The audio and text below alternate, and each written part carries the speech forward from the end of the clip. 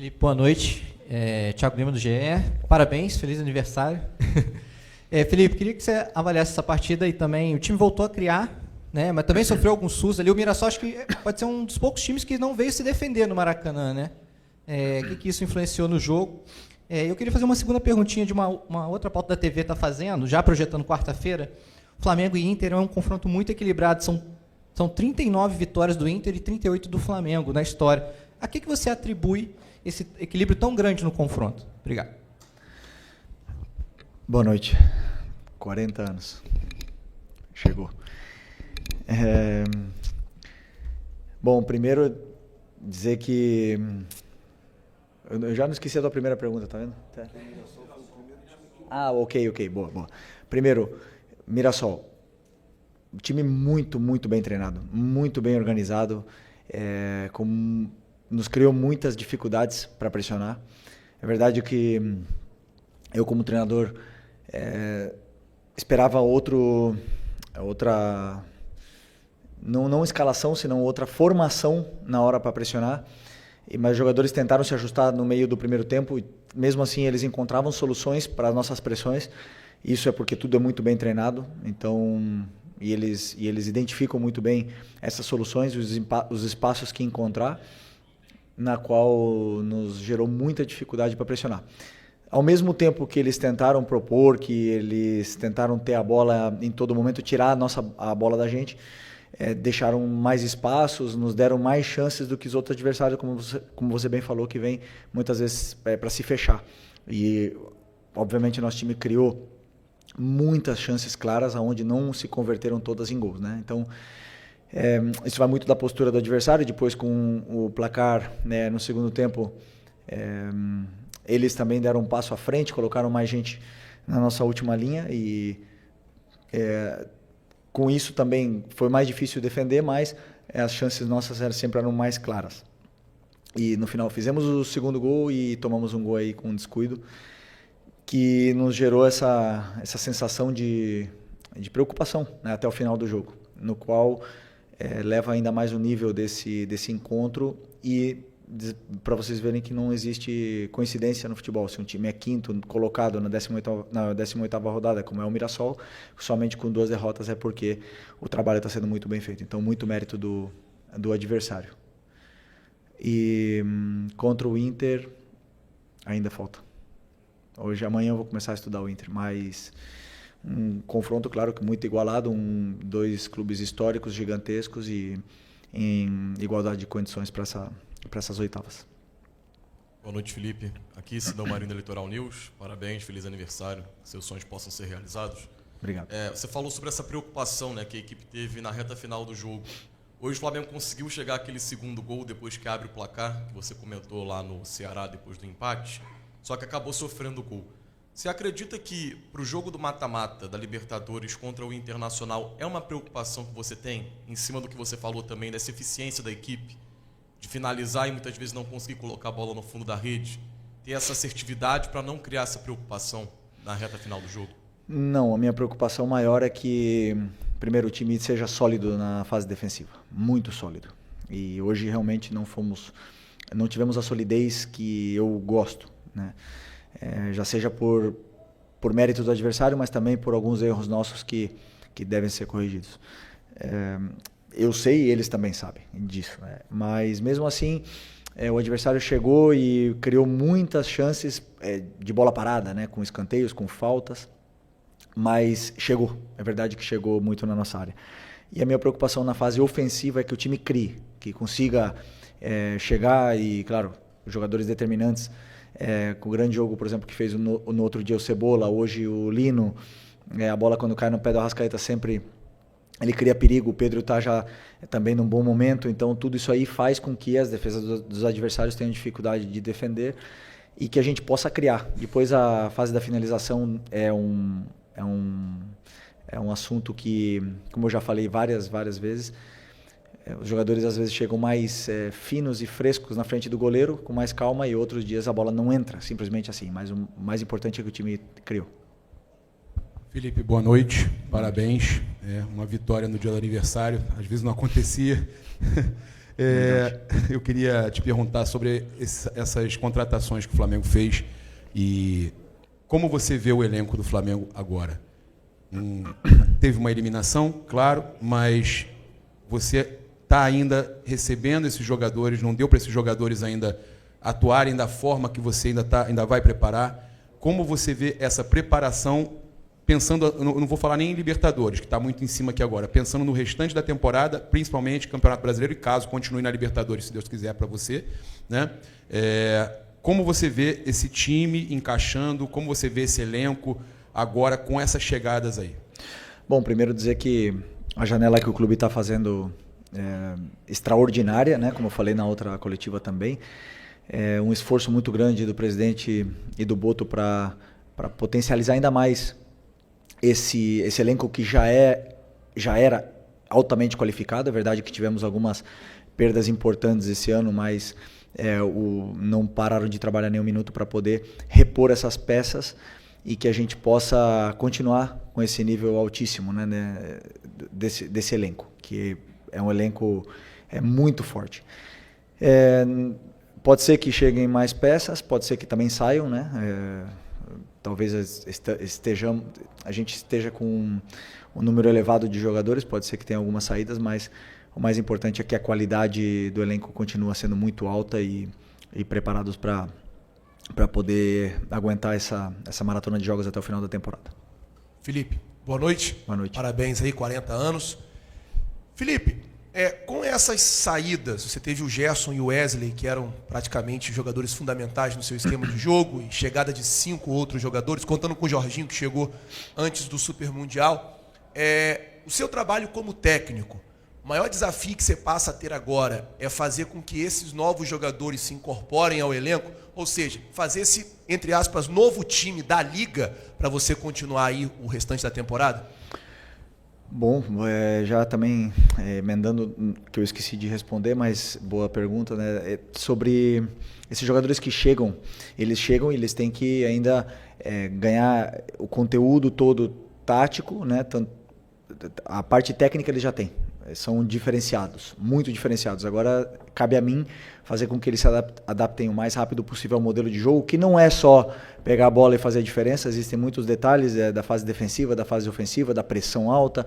Existem muitas coisas que os jogadores que já estavam mais tempo sim sabiam, mas não só isso, senão alguns jogadores que também machucaram, no caso do Eric e do Nico, que vinham jogando constantemente, que também ajudam com que qualquer jogador que possa chegar também possam assimilar tudo mais rápido, né? Então, obviamente que você falou do Gerson e do Wesley, são dois jogadores extraordinários que saíram, e agora nós temos jogadores jovens, novos, que também têm fome e ambição de fazer história aqui no Flamengo, a sua história. Então, acredito que vai ser rápido essa adaptação desses novos jogadores, porque treinamos sempre em função do que é o modelo de jogo e o plano de jogo, então vai ser rápido. Aqui Felipe, boa noite, parabéns pela vitória, pelo dia de hoje.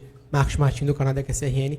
Você comentou sobre a questão da característica do Mirassol, uma equipe ofensiva que tentou propor jogo, e você considera que o Flamengo, em algumas ocasiões, apresenta dificuldades contra equipes que não decidem marcar no bloco baixo unicamente e apenas se defender, como foi contra o Cruzeiro, por exemplo, que marcou pressão, especialmente no primeiro tempo, dificultou o jogo do Flamengo lá no Mineirão, e contra outras equipes também que o Flamengo enfrentou que não se dedicaram apenas ao aspecto defensivo. Você pensa em variações táticas para sair desse tipo de situação onde as equipes acabam neutralizando o Flamengo de alguma forma?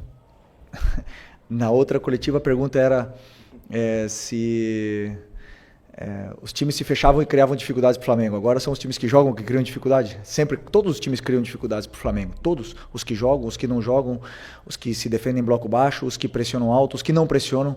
Todo adversário tenta anular e fazer um plano para anular o Flamengo e os adversários que venham pela frente. Então sempre são adversários complicados. E o Mirassol tem, como eu falei, um trabalho muito bem organizado, onde eles sim tentaram propor e tentaram sair da nossa pressão e conseguiram muitas vezes com êxito, também não todas, porque nós também roubamos bolas e criamos chances de gol a partir da perda da bola deles, mas é um adversário que teve muito mérito no que é no que é o seu plano de jogo, que não é igual, nem um pouco parecido com o que foi o Cruzeiro no Mineirão, nem um pouco, mas é um trabalho muito diferente. A forma que o Mirassol e o trabalho que desempenhou aqui dentro do Maracanã, talvez, posso estar enganado, posso não estar lembrando, foi a equipe que melhor jogou contra o Flamengo no Maracanã durante esse ano, na qual tenho que dar parabéns para o treinador. Estou feliz por causa que ganhamos o jogo, mas tenho que reconhecer que eles foram muito bem no jogo e foi um jogo igualado, na qual nós fomos mais determinantes nas áreas. Felipe, Raíssa Simplício da Gol Brasil e da revista Placar, parabéns, feliz aniversário para você. Obrigado.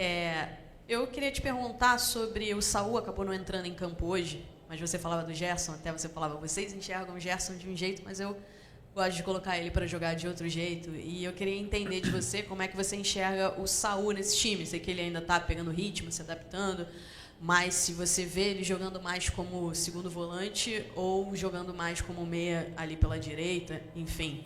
E, se me permite, rapidinho, o Vinha e o Juninho e o Michael ficaram de fora da lista dos relacionados. Você acabou de falar essa questão do elenco, né, que está com bastante jogadores.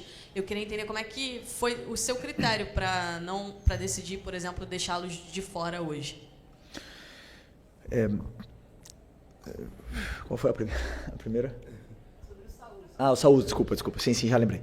O Saul é um jogador que é polivalente, ele joga em todas as partes do meio campo, já jogou de lateral, já jogou de zagueiro, já jogou até de atacante, mas hoje pelas necessidades que a equipe apresenta, pela composição do elenco, eu vejo ele como para essa posição que estava o Gerson, agora está jogando o Plata e o Luiz Araújo e o Matheus Gonçalves. Eu vejo ele para essa posição, já falei com ele antes de ele vir para cá, que era a posição que ele jogava no Atlético de Madrid nos anos onde ele melhor rendeu. É verdade que nos últimos anos ele vinha jogando de volante, mas eu acredito que ele tem muito para oferecer nessa posição. Ele chega bem na área, ele é um jogador determinante na frente, faz a diferença, mas com certeza hoje era uma das opções minhas pro banco na parte na substituição de um dos dois volantes se precisasse, né?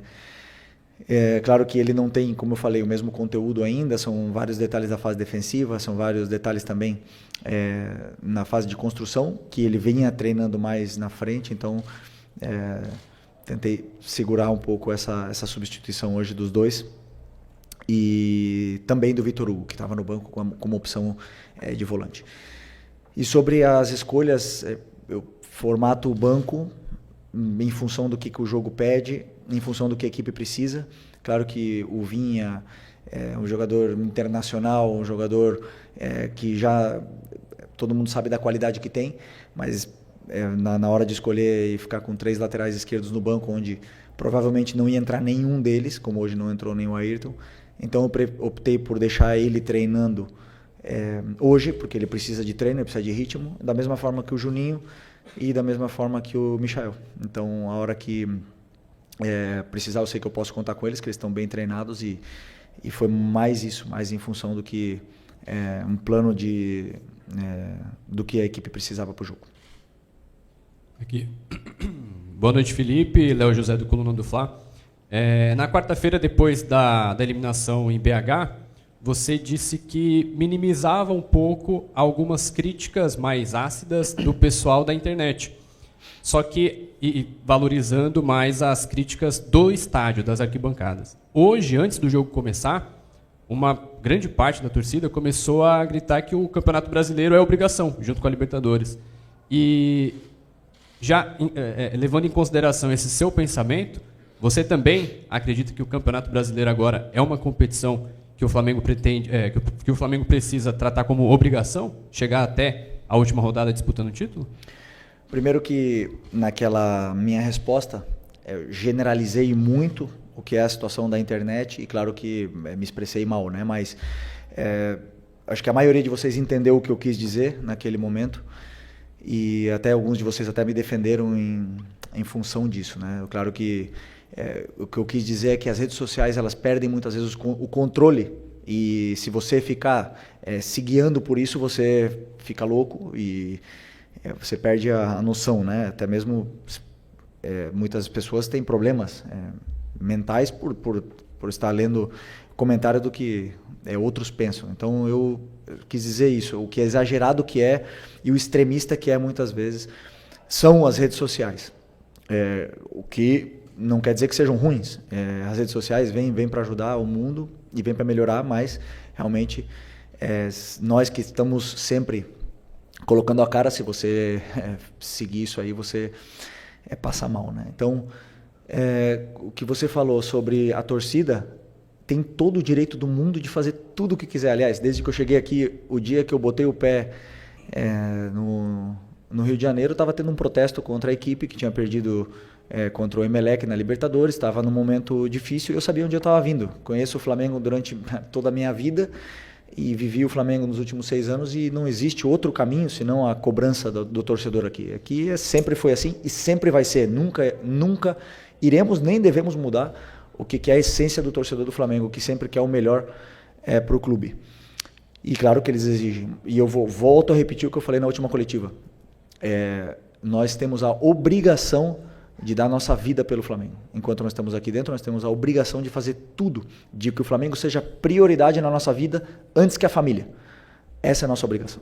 O resultado a gente não controla. Mas que nós queremos ganhar, com certeza queremos ganhar. E vamos em busca disso. Felipe, Vitor Nicolau, do canal Falso 9. Você classifica o seu modelo de jogo como um jogo de progressão. E a gente viu o Flamengo construir essa liderança do Campeonato Brasileiro, hoje coroada com o troféu do primeiro turno, simbólico, a partir de um time que tinha no Arrascaeta muitas vezes o homem mais avançado, com muita liberdade, com muito espaço e sempre com alguém para induzir espaços para que ele pudesse atacar.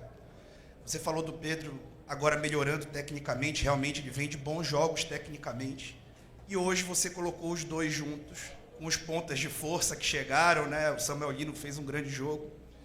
Só que, na minha impressão, queria validar a sua também, o Flamengo não conseguiu, em algum momento, ter a sua organização ofensiva gerando tantas chances de gol, como gerou na quarta-feira, a organização ofensiva gerando muitas chances de gol, como a tua organização ofensiva normalmente gera muitas chances de gol. Hoje, você teve as transições muito bem, mas a organização ofensiva, na minha opinião, você teve em vários momentos o Arrascaeta e o Pedro ali sem conseguir, o Arrascaeta sem conseguir os espaços que normalmente ele consegue quando está sem o Pedro, e depois, sem o Pedro, o Arrascaeta cresce de produção.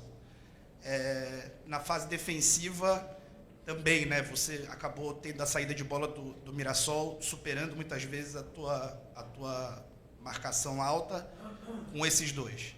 Você acha que, em algum momento, em meio de temporada, você vai conseguir coordenar para que o time seja a lá Flamengo, dominante, fazendo o jogo de progressão com esses dois juntos? Vitor, gosto de você. Te conheço. Sabe muito de futebol. Primeira vez, né? Que tu vem aqui, né? Bem-vindo. Bom, boa pergunta. Sobre o Pedro e o Arrasca, é o seguinte, eu acredito que eles podem jogar juntos. Claro que podem. Hoje eu vi muitas coisas boas na fase ofensiva. Aliás, eu vi muita facilidade na fase ofensiva para a gente chegar. Chegávamos com muita facilidade por fora, principalmente, porque o Mirassol é um time que se compacta muito e bloqueia muito o meio. Então, o Arrascaeta, muitas das vezes, ele perde a posição dele porque ele quer participar do jogo, né? Às vezes ele, ficando mais parado, ele fica melhor posicionado, mas ele teve uma associação muito boa junto com o Lino naquele lado esquerdo e também com o Pedro. Eles se encontraram algumas vezes, principalmente na fase da pressão alta do Mirassol. Mas, como eu falei, como existia uma certa facilidade em chegar até a área do Mirassol, nosso time estava sendo extremamente vertical. Extremamente vertical. E isso parte a equipe. Então, a gente, ao mesmo tempo que criava chances, que a gente chegava na área, que criava chances claras e não fazia, também perdíamos a bola, o goleiro tinha uma reposição rápida, o Pedro e o Arrascaeta, que são dois jogadores que precisam dessa organização ofensiva que você fala, uma fase mais de estabilidade, não tinha que correr para trás e acaba se desestruturando um pouco o que é a equipe, a fase defensiva, e o jogo começa a ficar partido. Eu não gosto de jogo partido, só que o adversário deixa os espaços que deixa, e eu não posso falar não vai por aquele espaço que ele está deixando, ou não ataca, não vai para frente, eu tenho que deixar ele atacar. Por isso que eu chamo o jogo de progressão, porque eu quero que eles sempre progridam a jogada, que eles vá para frente, que sejam verticais o máximo possível. Aí hoje eu gostaria que eles fossem um pouco menos, né, para a gente poder ter essa estabilidade, para o Pedro e o Arrasca poder descansar, para eles poderem pressionar juntos e a gente poder recuperar juntos. Mas na fase defensiva de hoje, a culpa foi do treinador. A pressão que eu propus para a equipe não deu certo e não foi culpa do Arrascaeta e do Pedro. Se tivesse sido do jeito que eu pensava, provavelmente teria funcionado melhor, mas como não foi, e depois eu vi que a gente já estava sofrendo, precisávamos mais de perna para poder correr, optei por tirar o Pedro e botar o Luiz Araújo, e aí o time já fica mais consistente com esses jogadores que aguentam fazer 70 metros, e não deixamos de sofrer mais, eu senti que o time já ficou um pouco mais consistente. Okay?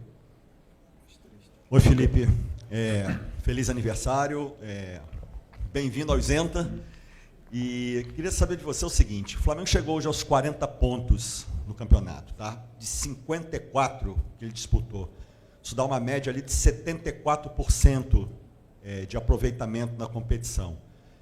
Independentemente do jogo que falta, que é contra o Sport lá em Recife, o Flamengo já, como disse o colega aqui, simbolicamente ele fechou o turno na frente. O que numa competição de pontos corridos, historicamente, o time, quando fecha o turno na frente, ou ele bate campeão, a maioria das vezes, ou ele disputa, normalmente, o título mesmo não sendo campeão. Eu quero saber o que isso representa para você na formatação e na sequência aí do trabalho, mesmo faltando esse jogo que ainda falta.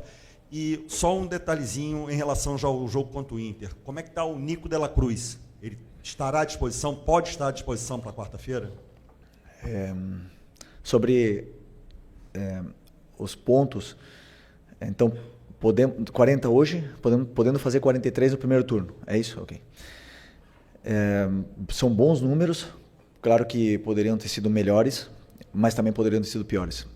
Para mim, não significam nada, a não ser que temos que ganhar o próximo, e vai ser contra o Inter, né? Então vai ser difícil, vai ser fora de casa, e nós temos que tentar ser o mais consistentes possível daqui até o final. Eu, desde que eu cheguei no Flamengo, todos os anos que eu cheguei no Flamengo, quase sempre a gente teve que perseguir o líder, né? Em 2019 perseguimos no primeiro turno e acabamos conseguindo virar essa vantagem, tomar a liderança e ficar até o final. E em 2020 também, não éramos líderes, acho que era o São Paulo durante muito tempo, depois foi o Inter, depois a gente retomou e sempre foi perseguidor. Eu acredito que para ganhar um campeonato nacional, um campeonato de formato de liga, você tem que primeiro começar bem, porque depois fica muito difícil você não poder ceder pontos em nenhum momento, e ser o mais consistente possível nesses jogos, porque assim, jogar contra o Palmeiras fora tudo pode acontecer, mas nesses jogos que são teoricamente os jogos onde você tem que ganhar, você não pode falhar, né? Porque os adversários não vão falhar, mesmo que no Brasil não tem lógica, né? O time do rebaixamento pode ganhar do líder. Aqui a gente já viu várias vezes acontecendo isso, inclusive nós, inclusive conosco. Então, que representa isso é motivação para seguir brigando pelo título. E sobre o Nico, tenho esperança, mas não sei se vai ser possível. Mas está perto. Felipe, boa noite. Pedro Ramos da Sintonia Esportiva. Desde que você assumiu, primeiro feliz aniversário, desculpa. Desde que você assumiu o comando do Flamengo, você sempre cita pequenos detalhes na partida, desde pressão alta, desde as movimentações do jogo. E eu queria que você comentasse sobre a saída do Rossi ultimamente, porque contra o Ceará ele saiu mal, o Pedro Raul chegou a fazer gol de empate. O Pedro Raul, depois da partida, disse que acompanhava as saídas do Rossi, que ele realmente saía mal, parava e acabava dando oportunidade para o centroavante. Hoje, no escanteio, se não me engano, o Rossi acabou saindo mal de novo e teve uma bola que ele foi encoberto. O Léo Pereira acabou salvando, que seria talvez mais 2 pontos desperdiçados com um erro individual. Eu queria saber qual o trabalho que vocês fazem sobre isso, se é algo já identificado na sua comissão técnica, até porque recentemente, pelo menos na imprensa, que o Flamengo estaria de olho em outros goleiros, não talvez para essa temporada, mas talvez para a próxima. Eu queria saber o que você pensa, não só sobre o Rossi, mas talvez sobre a necessidade de ter um outro goleiro também para o Flamengo. Obrigado. Primeiro que essa saída do Rossi nos deu e nos dá e nos dará muitas alegrias, porque eu pessoalmente eu gosto que ele saia do gol. Eu gosto de goleiro corajoso, que tenha essa confiança de poder ir lá e aliviar. Durante muitas vezes, a maioria das vezes deu certo, e todo o goleiro, como todo jogador, oscila, passa por momentos de menos confiança, mas sabemos do risco que pode existir numa saída de bola, e eu quero que ele continue saindo. Uma opção minha. E sobre uma reposição, é um assunto para o Boto, mas com certeza o Flamengo sempre está atento ao mercado, ainda mais porque pode ser que tenhamos uma saída no final do ano. Buenas noches, Okay. Felipe. Tá bom. Aquí. Buenas noches. Primero que todo, feliz cumpleaños. Gracias. Quería preguntarte por Jorge Carrascal. No tuvimos la oportunidad de verlo. No te quería preguntar específicamente por eso, pero él llega como un camisa 10. Es una posición que suele utilizar Jordan de Arrascaeta, pero por lo general a de Arrascaeta se le va acompañando al centro delantero. Hoy, más que de 10, jugó como un segundo delantero, me dio la sensación. Y quería preguntarte, después de ver más de una semana a Carrascal, ¿dónde lo ves? ¿Qué rol cumpliría? ¿Más cercano al delantero? ¿Más como un 10? ¿O incluso quizás en esa posición que muchas veces utiliza Jorginho y que era un rol que en algún momento estuvo pensado como para Nico de la Cruz? Bueno, primero es un jugador con un talento y una calidad gigante, muy grande, tiene muchísima calidad, se nota, lo hemos visto esta semana. Hoy lo tenía casi seguro de que iba a ponerlo, tenía muy pensado el cambio de Arrascaeta y que él entrase por Arrasca, pero sentí en ese momento que el equipo necesitaba presionar más al Mirasol, necesitaba gente que tuviera más presión, sobre todo los detalles micro ahí de la presión alta que ya tiene muy bien incorporado Bruno y Plata, y Carrascal aún no tiene tanto estos entrenamientos de presión, por eso opté por no ponerlo por la fase defensiva, pero la fase ofensiva seguro que nos daría mucho, tiene mucha calidad, es un jugador que yo tengo una esperanza de que sea ídolo de este club dentro de los próximos años, porque es el típico jugador que al aficionado le va a encantar ver por lo bien que trata la pelota. Y después, contestando tu pregunta sobre la posición,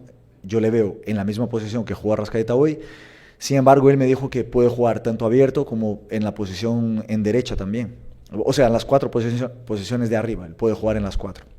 Entonces, con la cual va a tener muchos minutos durante la temporada, hay partido para todos y sin ninguna duda va a ser un jugador, pero va a ser un jugador importantísimo para mí, para nosotros.